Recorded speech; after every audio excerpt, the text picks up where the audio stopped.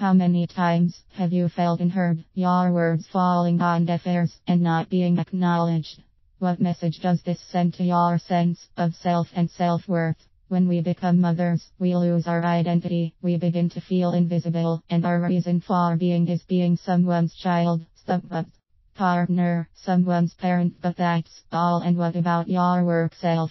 You took time out to have your children, and whether this was a minimal time or longer, you lost your place in the work pack. So you felt insecure about your place. Work life has moved on without you. But you are important, and you need to remind yourself to own the ground you stand upon.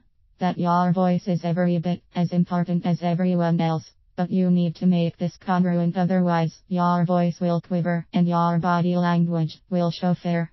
Your voice, your body language, and your thoughts need to tell the same story. I am worthwhile and I belong. Why blend in and disappear when you were meant to stand out? How does this transformation occur? It starts by readjusting the programming inside. This means getting in touch with you, the inner you. Who is she? What does she want? It's about being entitled to and taking time for yourself. You cannot be all things to all people if you are worn out and fatigued. Nobody gets the best of you. There should be no struggle between your different lives.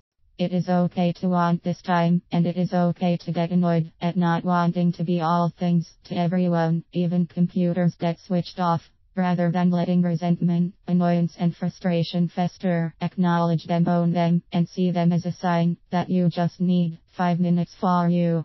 But it is pointless in having me if you spend this time worrying about what is not being done, or even worse, making a mental list of what needs to be done.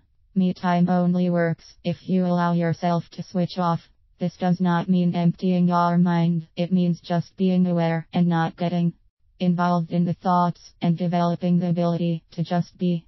To be still in chaos, to be quiet when everyone is screaming, to just be the calm in the middle of the storm.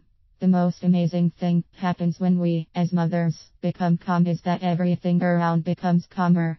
Rather than yelling at the children to stop fighting by our peacefulness, they become calmer.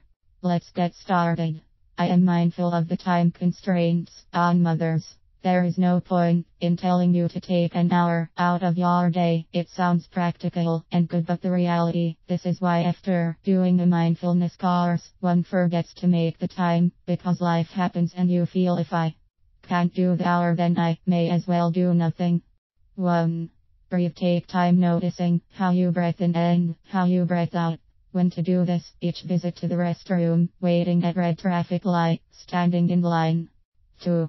Sing your anthem from your teenage years when you were free and all that mattered was whether your group would be number one.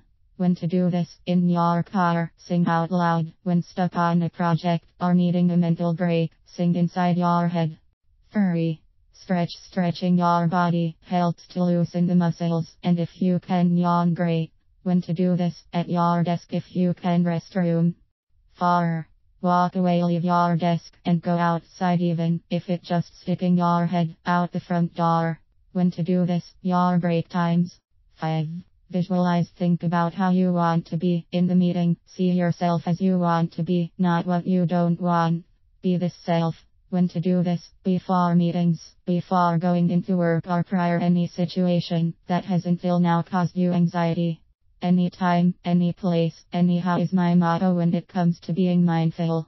Looking for the gaps in the day when you can just tune out and reset your sensibilities. Even your mind has to recalibrate itself every 90 minutes. This is when we daydream or doodle just for a second.